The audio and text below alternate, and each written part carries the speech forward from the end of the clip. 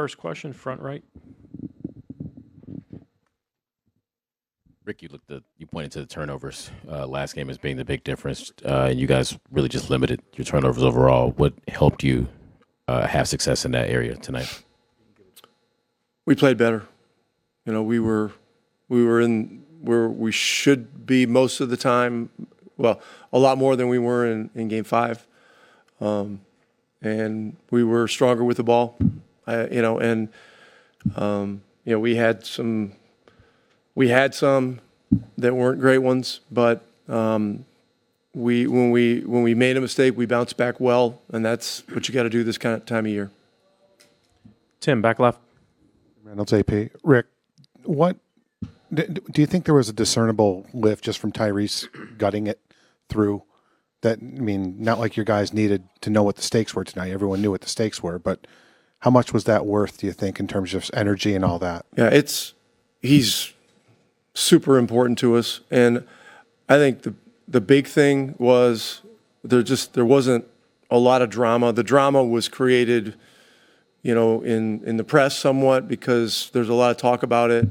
That kind of it was not coming from him. He was straightforward. He didn't want a lot of attention. He was doing everything possible to be able to play, and then, fortunately, we were able to keep his minutes reasonable because we had a great first half and a good start to the third quarter. So, one game. I mean, this is what it's all about. I mean, this is what you dream about growing up. This kind of opportunity. It's a very difficult place to play. We know that, but this is the opportunity to play in a game like this is a great honor and a great privilege. Front center. Rick, what did you think of just your team's mental fortitude early on after missing some shots, going down early? And then also, what does TJ McConnell give you night in and night out when it comes to just energy, effort, and just digging you all out of that hole? Yeah, we just look. Our crowd was spectacular tonight. I mean, this is the loudest I've ever heard Gainbridge or Conseco. It was never Bankers Life when I was here, but the crowd was absolutely tremendous, and we're playing the best team on the planet. I mean, they have proven that in the entire year, and we have got to play at such a high level for us to have a chance. And so we did better tonight. TJ's a big part of what we do. But, everybody was tied together, and that's how it's got to be. And, from the standpoint of rebounding, we did better. We did better with the turnover count, and all that stuff's going to get tougher on Sunday. Right in the center. Rick, what did you see defensively when the offense kind of got on track when you flipped that early deficit? But what changed defensively to kind of bog them down, especially in that first quarter, start of second quarter run? Just trying to make it hard, and literally, the events that lead up to one final game obviously matter, but at this point, any talk about things in the past really meaningless. It's one game, and it's the ultimate game. David up front. Rick, you've spent most of your adult life in pursuit of trying to win a championship, and you've had some success in that, but most people don't. And I just wonder do you think that people who aren't involved in this directly understand how incredibly difficult it is, no matter who you are or how talented you are, to win an NBA championship?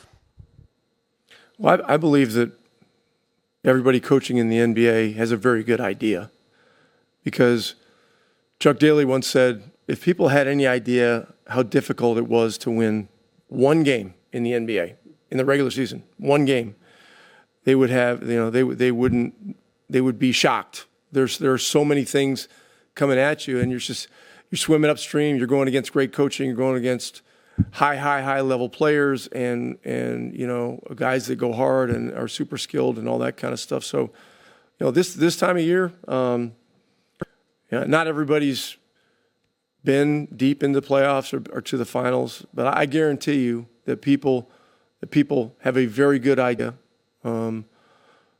what goes on and how difficult it is to get here and how challenging it is. I do believe that. Ramona on the left. Hi. Rick over here. Ramona Shelburne, ESPN. A lot of us are probably writing about resilience tonight. You guys have all these comebacks throughout the playoffs. You obviously back against the wall tonight and have a game like this. Is some of that just because a lot of the guys on the team have been traded or this wasn't their first stop? I know you've had a couple of stops in your career. Is it because they've gone through some of that as shared experience, or is this sort of unique to this group? Honestly, I'm not into reminiscing right now. All that stuff's over with. Some great things happened for us, and our team made some great things happen. Same thing with Oklahoma City, to get to this point, to get to one ultimate game, and that's all that matters, So this is a wonderful group of players. I mean, in terms of character, I've had some great character teams. None better than this. Maybe some equal, but these guys are fabulous, and they try so hard for each other. But it's getting back on the plane at 3:00 tomorrow. I have a team dinner tomorrow night. Another session with you guys, whatever day that is, Saturday, and then Sunday we'll be here even sooner because I believe it's a 7:00 local game, right? Yes. Yeah. So that's where it's at. Scott on the right. Scott Agnes, Fieldhouse Files. Rick, I'm curious, what stood out to you about your team's ball pressure and the way in which, by not pressuring full court with Andrew, you kind of unlocked his probably most complete game that we've seen in this series? We had to play better, and we played better. It's as simple as that. I mean, I thought our crowd had a lot of influence on what was going on out there.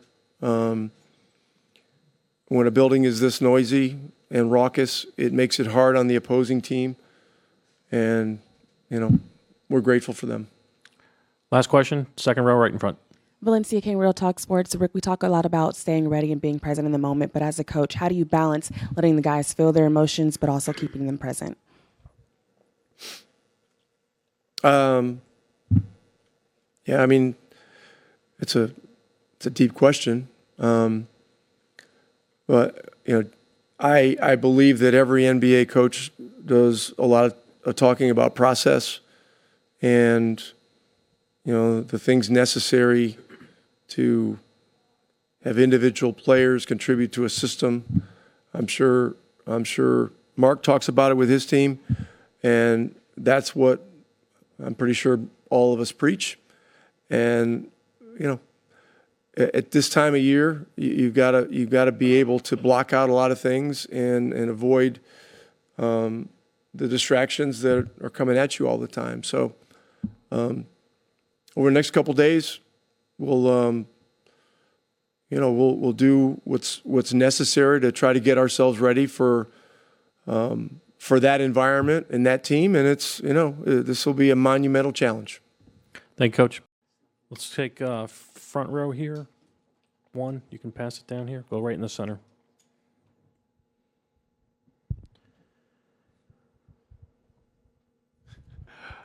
Ty, James Boyd, The Athletic.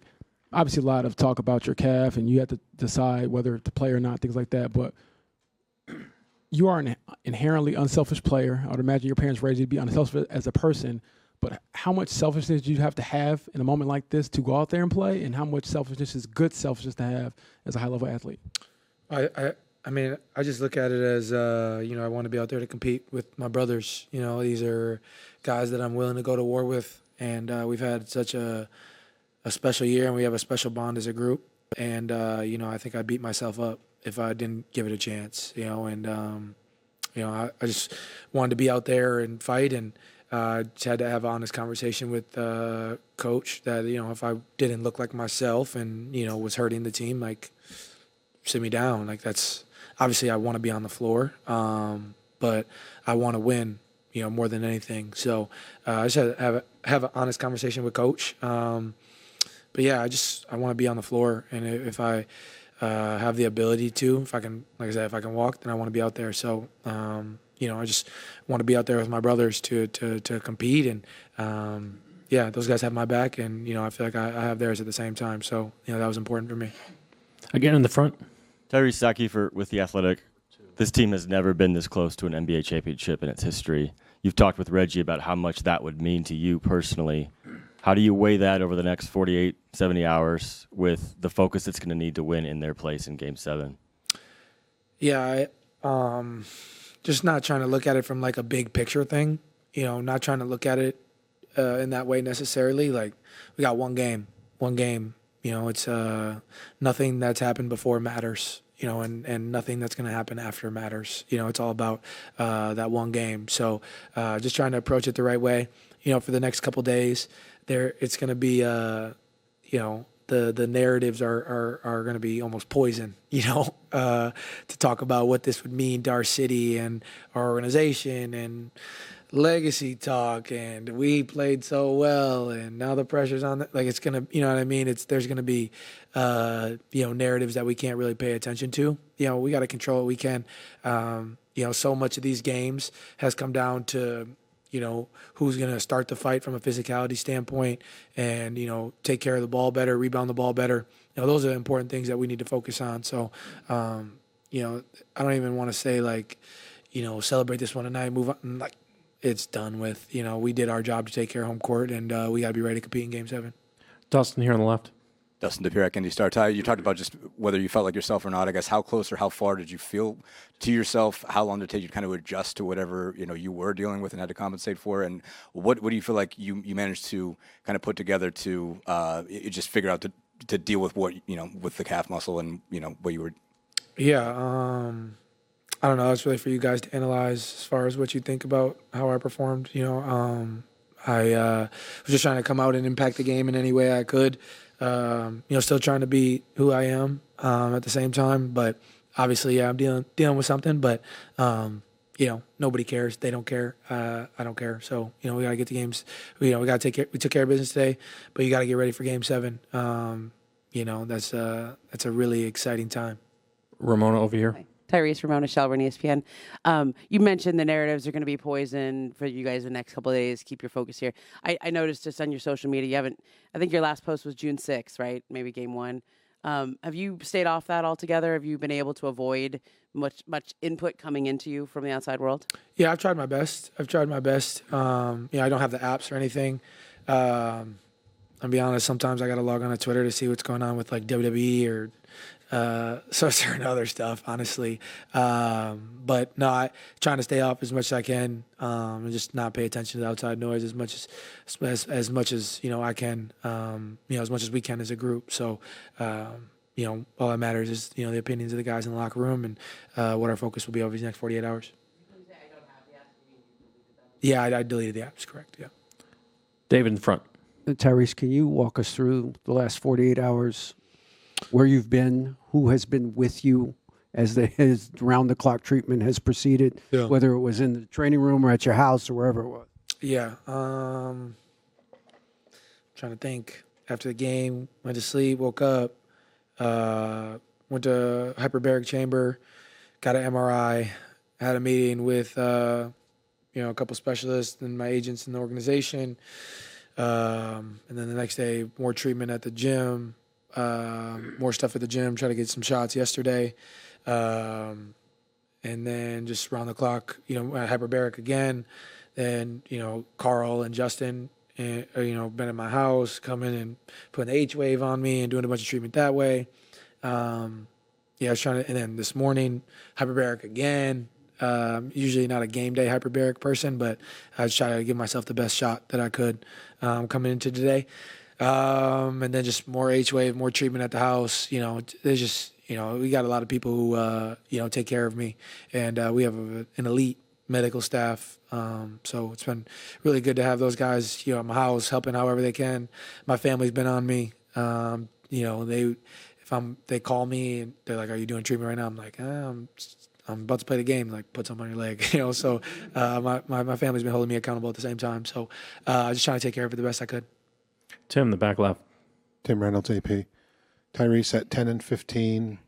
and then you guys overcome that. You supposed to lose to Cleveland, that didn't happen. You're dragging your leg the other night. Like, how just when you look at everything, how crazy is it that there is just one game left and you're in it? Yeah, it's exciting, man. It's so exciting. As a basketball fan, there's nothing like a Game 7. There's nothing like a Game 7 in the NBA Finals. Dreamed of being in this situation my whole life, so to be here is really exciting for me and our group. And, like I said, what's happened in the past doesn't matter. What happened today doesn't matter. It's all about one game, and approaching that the right way. So everybody's got to take care of their bodies, good couple film sessions, good preparation, to get ready for that, and let the cards fall where they may. It's already written. We've worked our tails off to get here, and just got to trust the work that we've put in. And yeah, man, I wouldn't want to go to battle with any other guys. So I'm really excited about it. Right in the front. You've packed an amazing amount of basketball experience into a short time. Hard to think just 14 months ago you played your first playoff game, then you won a gold medal. You've gone on this run. How much have all of those experiences prepared you for Sunday, for Game 7? Yeah, I mean, I think every experience you go through as an athlete is, a lesson. You can, learn from everything, learn from the wins, learn from the losses. All those things are, important. And yeah, I mean, my journey has been a lot of fun, but excuse me, I'm not necessarily trying to, give you guys a journey talk right now. I'm trying to, get prepared for Game 7. So maybe after that game is the time to really reflect on what it's been like. But yeah, it's really exciting. Tomer standing in the back left. Tomer Azzarello with Clutch Points. I'm just curious. It felt like everything you did today, whether it was pushing on the break, big shot, it felt like the crowd and the team felt more amped than usual, knowing what you've been going through and what you're putting yourself out there through. Did it feel like that to you? Did it feel like every shot, every assist that you had just felt like it got the crowd more amped than usual? I wouldn't say it's a Tyrese thing. I feel like our crowd was just really excited for this game. They've really rallied and got behind our group. And, here's a do or die game. As much as, we didn't want to lose this game and see a celebration on our home floor, our fans didn't want to see that either, So I think that there's just a lot of energy, excitement, throughout our city, and that's a lot of fun. That's a lot of fun to be a part of. This has been a special thing to be a part of here in Indianapolis, and yeah, man, it's been a lot of fun. I'm looking forward to Game 7. Center, third row. Hey, Tyrese. Last year, I believe we were in Utah, and Bruce Brown let you see his championship ring for a couple of minutes. What do you remember about that? And I guess, what would it mean to you, Game 7, to be able to win one? Yeah. Bruce didn't let me see it often. He got it with us in Denver, and then he got traded shortly after. So I only got to see it for a little bit. But I think I've been fortunate enough to play with some teammates who have been fortunate enough to win championships themselves. And, I feel like as a basketball fan, I consistently annoy those guys. Like Tristan Thompson's kind of like my big brother, and we got traded here together. And as you guys know, I was a big Bron and Caps fan, so the amount of questions that I asked about that run and about that time, it just goes down the line, as a basketball fan, and wanting to know more about it, I think is special. And now to be, creating our own run, is a lot of fun. And obviously win a championship would mean the world to me, but, we're not there yet, still got a couple days, and yeah, I'm looking forward to it. Last two questions in this corner. Tie that steal into no look to Pascal. What's going through your head in a play like that on the final stage? And when you're hurting, how much can a play like that make you forget that that's even something you're feeling? Yeah, I think energy plays are important in the game of basketball. Anytime that, you can create energy within the game, especially on your home floor. I was so tired after that. I was really hoping they called the timeout, but we had to get back on defense. But yeah, no, that's definitely a special moment, especially because we're always getting on Pascal for not dunking anymore. So that was really cool to see. But honestly, me and Pascal have not spoken about that play yet. I don't know if we will until this is over. But definitely a lot of fun. And if we are fortunate enough to go on to win this thing, I think that that play will be remembered for a long time. So yeah, definitely a lot of fun. Last question here on the left side. Tyrese, in all 6 games of this final so far, the team with more bench point ended up winning. So as the leader of this team, how do you see the spark your bench gives? And what does it say about the trust you have collectively across the board? Yeah, I mean, all year we've just preached how important depth is to our success, and I think I feel like we've really believed in our second group. They've been able to come in and pick up the energy when it's needed, when we're having good games, continue, to keep the energy flowing. Obviously TJ and Obi are kind of the head of that snake, off the bench, and we, still got Shep and Ben, and obviously Jarris is hurt right now, and TB and Tony Brett. We just got so many different guys that can chip in, and that's the thing about the NBA and the playoffs is you never know when your number is going to be called, and we have so many guys that are prepared, for that moment, and I didn't actually know that stat, but that's interesting. I think in the finals, especially in our series right now, all these games are coming down to the margins. That's what's important. Can you win the rebound battle? Can you win the turnover battle? Can you set the tone from a physicality standpoint? Those are all what's been very important through all these games. And I feel like whoever's done that has won the game. So going into Game 7, it's just important for us to control, the controllables, the effort stuff. That's going to be really important. Thank you. Appreciate it. Thanks, everybody.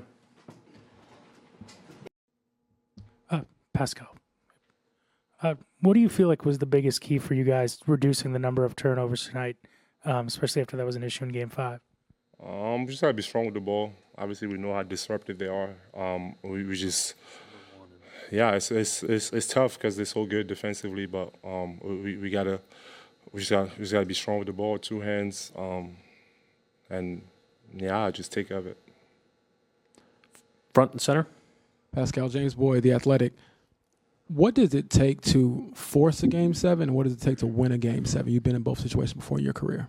I think at this point of the year, it's all about hard play.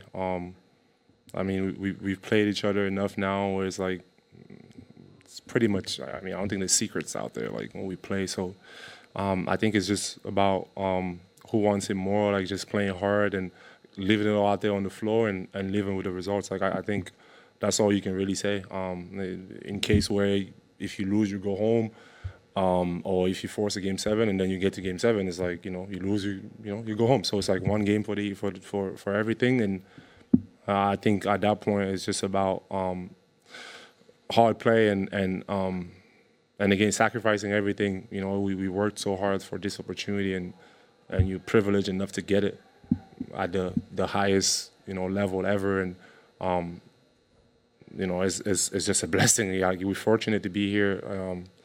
I just always remember the times where I had to go on vacation early. Like those things always play in my mind. So just be appreciative of the fact that we're still here, and we have a great opportunity. So it's just going to be all about hard play, like I said, and just understanding what's in front of us and going out there and living it out there on the floor. Second row, center. Pascal, Guilherme Sacco from ESPN Brazil. How much did it mean to see all the sacrifices that Tyrese made to be at the game for you and for the whole group? Well, he's a tough kid, so I don't think well, at least I didn't have a doubt that he was going to, be out there with us. And it just shows, he's one of our leaders on the team, and he's doing everything he can to be out there for us, and we appreciate that. Standing in the back left. Pascal, félicitations pour le match de ce soir. Est-ce que c'est possible de résumer en français dans un premier temps comment est-ce que tu as perçu la performance de ton équipe ce soir, et dans un deuxième temps, à quel point c'est excitant d'avoir un match 7 à l'horizon pour vous en finale de la NBA? Oui, ça fait plaisir. Je pense on a fait un effort collectif aujourd'hui, et c'était juste comparé au match passé avec plus de force et bon, essayer de faire ce qu'on peut, et tout le monde s'est donné à fond. Et je pense que c'est ça l'essentiel. Et puis avoir l'opportunité de jouer un match 7, c'est le rêve de tout le monde. Donc à ce moment-là, il n'y a plus d'excuses. C'est juste aller, jouer et donner tout ce que tu as. Vince, here on the left. Pascal, Vince Goodwill, Yahoo Sports. I'm sure you guys came into this series with a healthy amount of confidence, but it feels like you guys have grown in it as this series has gone on, as you've gotten a hold of this team. Am I reading that correctly? I think we've just always been us. Like, I don't think that that changed. We continue to be us, no matter what. And I think that's what makes us who we are. We're going to go fourth row in the center. Pascal, félicitations. Maxime Aubin de l'équipe. En français, le fait d'être considéré comme un outsider en fait depuis le début des finales, mais depuis le début des playoffs, on dirait. Est-ce que c'est un truc dont vous vous servez?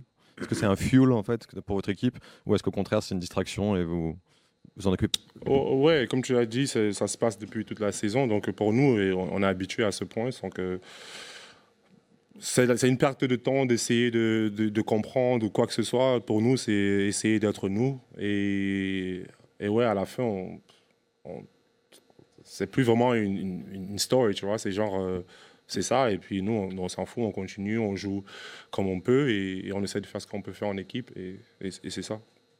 Back left, Tim. Tim Reynolds with the AP. Pascal, when you came here, what did you know?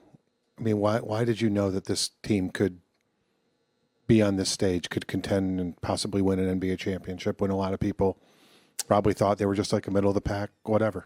I mean, I think for me, I just love everything about the team. It's playing fast, it's team ball. And I think in this day and age, you know, like you've seen, you know, how a collective can do. And for me, just to add someone that was dynamic, and I just thought I could help like offensively, I could help defensively. And then that was what was attractive. It's just the style of play. And the fact that you add somebody that's open for sure to new things, and then also just like having that opportunity to also get that versatility on defense and on offense. You know, so that's why it was good for me to, you know, when I saw that, it was attractive. Dustin here on the left. Pascal, you guys obviously kind of flipped the turnover battle from Game 5 to Game 6 pretty dramatically. Just what did you like about what you did better on both ends, both causing turnovers and committing fewer? Yeah, I think somebody asked me that. You was late, Dustin, sorry, but I'll repeat it again for you. But no, I just thought we were just, you know, again, at least a little bit stronger with the ball. Obviously, we're not a team that really turns the ball over, but when you play against a defense like they do, like they really disrupt you. So I think it's just the key is just to, you know, two hands on the ball, like the most basic stuff. You know, just make the pass, the easy pass usually, and not try to complicate it. And I think that's the most important. Last question right here on the left. Pascal, that dunk you had at the end of the first half, followed by before that a big shot that helped get the crowd back into it. How are you able to do both of those things and then put even more pressure on the Thunder? I mean, yeah, I think Chad, he showed one of my college highlights the other day. You know, felt like college a little bit, just baby bounce. But, you know, sometimes that happens. I was just trying to, you know, bring the crowd into the game. They were amazing, by the way. Like, shout out Gamebridge. Like, that place was rocking. And the support that they've you know, given us all year has just been so amazing. And I'm super blessed to be a part of this. And when we're out there, you know, we just want to do everything that we can for them, just because they, you know, they give us so much support from the beginning of the year. And you know, we just want to do it for them. Thank you, Pascal. You want to ask a question? I feel like you had she had like her hand up the whole time, but go ahead. Last one. Yes, last one. We'll end with the bang. You mentioned being sacrifices and also just being grateful for the moment. At this stage in your career, what allows you to maintain that character and being grateful for these moments? I think just my family. I think they keep me pretty grounded.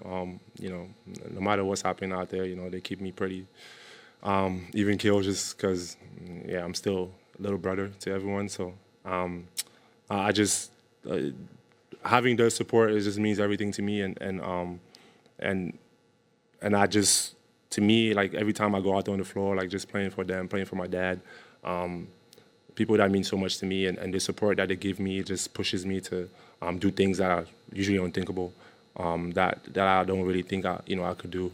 But I'm just so blessed, man. Blessed to be here, and my family's everything to me. So they definitely keep me in check, but also help me achieve what I'm achieving right now. Thanks. Thank you. Question over here on the front on fifth seat. There you go. James Boyd, The Athletic. Obi, Can you explain what it's like to play with T.J. McConnell? He gets the steal there in the first quarter. You hit the three. You hit a couple more after that, but just that moment to kind of, get you all back on track. It's no surprise what TJ does out there. Every time he comes into the game, crowd loves him, and he feeds off of that. He had a great start to the game, and it got us going, brought juice into the game, energy into the game, and it's been like that the whole game. So I feel like he was a big part of this win today. Rohan, fourth. Rohan Nocturne, NBC News. Obi, after Game 5, the first thing Coach Carlisle wanted to talk about was turnovers, and you guys reduced so significantly tonight. Is there anything you guys saw on film the last couple of days, or any adjustments you feel like you made in that area to reduce the number of turnovers tonight? Yeah, like you just said, we just watched film, and it tells us what we do. They don't put too many good clips up on the film, but like you said, we just watched film and knew we had to be better today. So, back row on the left. Obi, Minor Castillo desde la cancha. What adjustments tonight do you think make the biggest difference to force the Game 7? Just came in here with the energy we needed. We had the amazing crowd, amazing fans, best fans in the world, who helped us do it throughout this whole game. And we just went out there and did what we had to do to get the win. Standing on the left. How you doing? Adeshina Koiki, a lot of sports talk. Congratulations. Yes, sir. Thank you. A few years ago, you had a chance to, in a way, play for a championship, at least get into the NCAA tournament with a special Dayton Flyers team, and that got taken away from you because of COVID.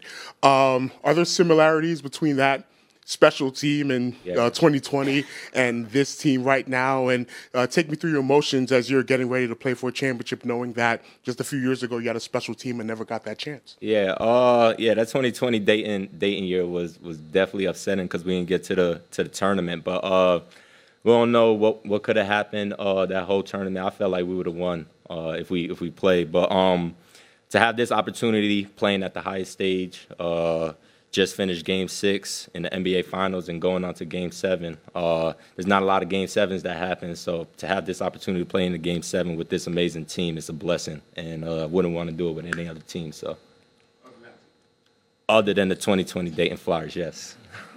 A second row straight ahead. Valencia King, Real Talk Sports, thank you for your time. You mentioned not wanting to battle it out with any other team than that team or this one, of course. How would you describe the character of this team, and even outside of the game of basketball, how this group of guys helped you, even outside of the game? Oh, yeah, we're just super resilient, and we're hungry. We got a taste of what the Eastern Conference Finals was last year, but we knew we could get back to the Eastern Conference Finals and to the finals this year.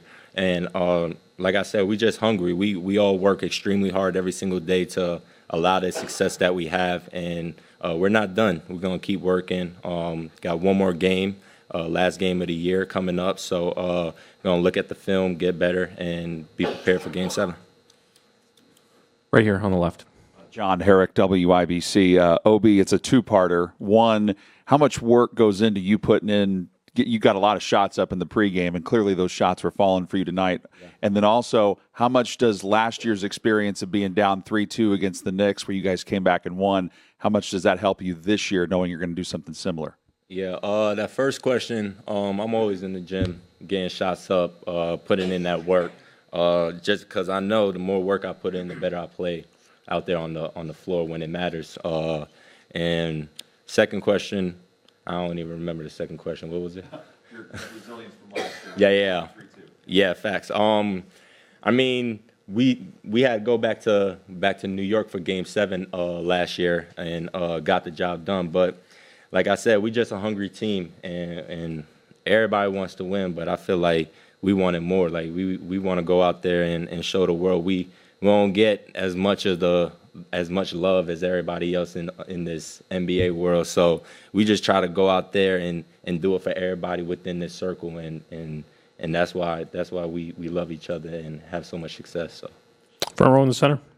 Hey, Obi, Zach Kiefer with The Athletic. You guys were 1-4, 10-15. Could you have envisioned this back then? And if not, when did you start to see the makings of a championship contender this season? I mean, from the beginning of the year, like I said, we had a little bit of success success last year, getting to the Eastern Conference Finals. But I knew it was going to be a good year because nobody was excited for just getting to the Eastern Conference Finals. Everybody knew we should have been in the finals. Like, we handed Boston a couple of wins, and so to have this opportunity this year, like I said, everybody worked extremely hard in the off season and this whole year to be in the positions we're in now. So, last two questions, front right and then the second row. Jamal Collier from ESPN. Tyrese is out there toughing it out, obviously, on the injury. Just kind of, how did he look out there to you, and just what did it mean to y'all to have him sort of playing through that? Shit, I mean, I felt like he did amazing today. Like he led us to a win, and he's a soldier. He's not gonna let no little injury hold him back from playing in the finals and helping this team win. He's helped us get to this point, and he's gonna keep going until he can't. So, Sam, last question, second row. Sam Amick, The Athletic. Obi, you mentioned the feeling with the group at the beginning of the season. What part did it play when you guys went to Pascal's place and spent those days, spending that kind of time together? When did we go there? When you went to Orlando. Yeah. As far as setting a tone and getting everybody in the same kind of mindset, just how meaningful was that experience? Yeah, super meaningful. Pascal's great guy. Welcomed all of us with open arms into his space, and he's been in this position before. Like he's been in the finals, he's won the finals, so he knows what it takes, and he understood the team that we had last year. We could have been in this position. We could have been in the finals, and so he made us understand that we didn't want to be happy just losing in the Eastern Conference Finals. He knew what it took to get here, so he installed that in all of our minds and we all knew what we had to do to get to this point. So worked all year to be able to have this success. Thank you.